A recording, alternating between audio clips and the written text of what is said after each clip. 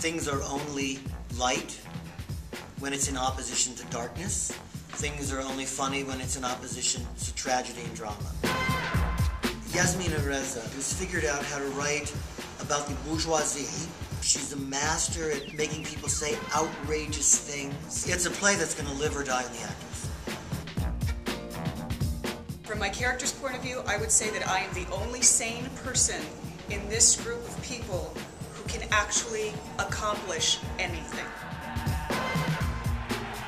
I answered the phone like 16 times during the course of the play, enough to drive anyone insane.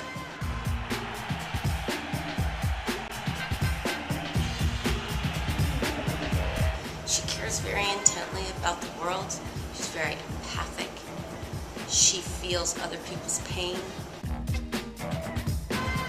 There was an episode the day before the play takes place where he got so fed up with his hamster that he thought he had a reason to get rid of it, to let it go. So he sets it free, which of course did not go over very well with the daughter and the wife. They have to each know who they're setting up, what they're knocking down, whose turn it is next. Annette is very put together, well organized, very tightly wound, like a powder keg. Alan is a high-powered corporate attorney. He doesn't really have time for this, as he perceives it, this inconsequential little fracas. He's not really the nicest person you've ever met. Veronica really truly believes there's a possibility for improvement and to always look for the higher road. This isn't necessarily to say that this is truly where she comes from. This is where she wishes that she comes from. Michael, in this particular case, is trying to avoid conflict and be on his best behavior. Normally, I don't think he does that at all. I think he's perfectly comfortable with conflict. He's in one of those precarious positions in a relationship. You did something that you know is wrong, and you're sort of in the doghouse.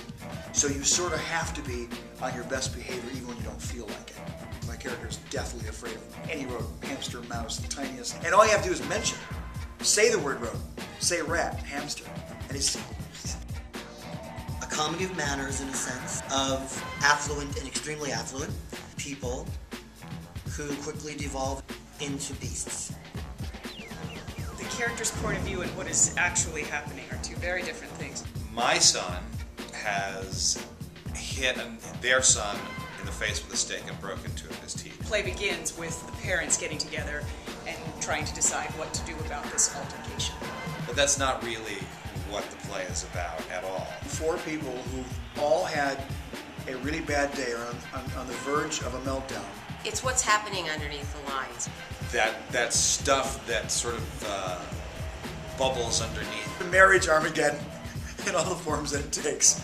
This is a play in which those conversations that we have behind closed doors that we don't really show to the rest of the world, especially as couples, you see it.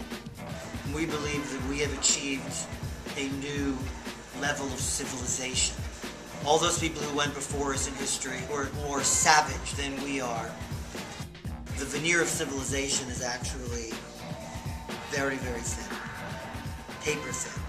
I finally destroy Alan's cell phone.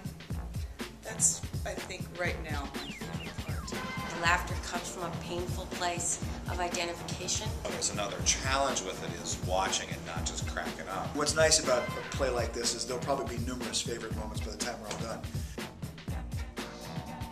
I would hope that audience members who see themselves in the play, I hope that they will be able to take the journey with the actors and see how step by step the civilized, sophisticated person can become a caveman.